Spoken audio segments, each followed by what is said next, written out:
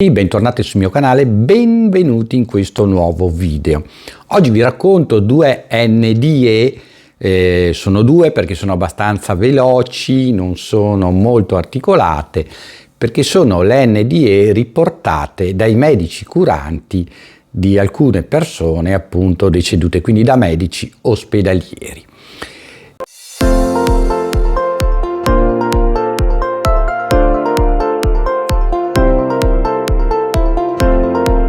E entrambe queste due NDE provengono dagli Stati Uniti d'America e sono negli anni dal 2014 al 2018. Questo perché ogni tanto c'è qualcuno che mi scrive, ma perché ci racconti di NDE vecchie, non ci racconti di quelle nuove? Cioè, mi pare che quella più vicina a noi sia stata del 2018, nei video che avete visto. In realtà io non seguo un filo cronologico come nelle apparizioni mariane che seguiamo. Siamo partiti dalla prima apparizione nel 45, adesso abbiamo fatto la seconda nel 47 d.C., quindi andremo avanti cronologicamente nella storia, ma seguo un iter di spiegazione, cioè man mano che queste NDE portano a fare un ragionamento o portano delle novità, delle aggiunte a quello che abbiamo già visto. Per cui ce ne sono di tutte le epoche. Difatti la prossima di cui vorrò parlarvi è antica, nel senso che è del 1911, ma è molto interessante proprio per i particolari con cui è avvenuta. Parliamo però di queste NDE. La prima è di Brian Miller dell'Ohio. Brian Miller a 41 anni ha un infarto, un grosso infarto e non si riesce a rianimarlo. Lui dice che ha visto una luce abbagliante e alcuni parenti deceduti.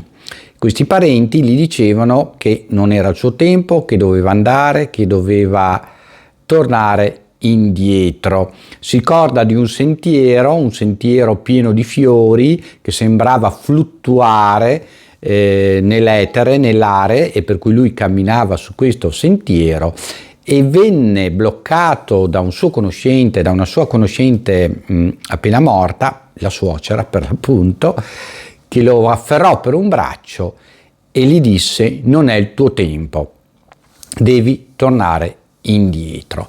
Miller poi, mentre si sentiva spingere indietro, vide un altro parente che gli disse appunto devi tornare, e Miller si risvegliò. Era rimasto a cuore fermo e senza ossigeno per ben 45 minuti. Ciò nonostante, i medici accertarono che Miller non ha subito nessun danno cerebrale e quindi Miller ci dice che c'è vita dopo la morte e la gente ha bisogno di saperlo.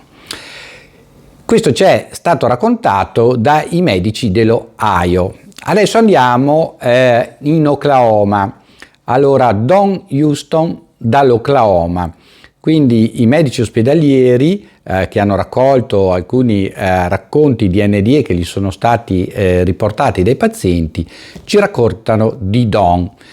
Don ovviamente racconta ai medici e agli infermieri, una volta che viene rianimato, anche lui dopo essere stato considerato morto, anzi dopo essere stato addirittura dichiarato morto, che si è ritrovato in una stanza bianca con finestre ad arco, completamente in pace. Non sapeva nemmeno che era clinicamente morto e che paramedici e medici stavano lavorando per salvare la vita. E non sapeva nemmeno che sua moglie aveva passato diversi minuti in preda al panico, pregando e cercando di praticare la CPR, cioè la rianimazione cardiopolmonare, fino all'arrivo del 911, che è pari al nostro 118, quindi del mezzo di emergenza, del mezzo sanitario. Lui invece era tranquillamente intento a guardare varie persone in abiti bianchi che lui ha interpretato come fossero angeli, venire incontro e sorridere attraverso le finestre di questa stanza luminosa in cui lui risiedeva. Poco dopo il suo arrivo nella sala, un albero di più di 6 metri di altezza, e ripeto, un albero di più di 6 metri d'altezza, gli apparve e gli venne incontro e gli disse, quindi gli trasmise nel pensiero questo messaggio, che lui aveva avuto un attacco cardiaco.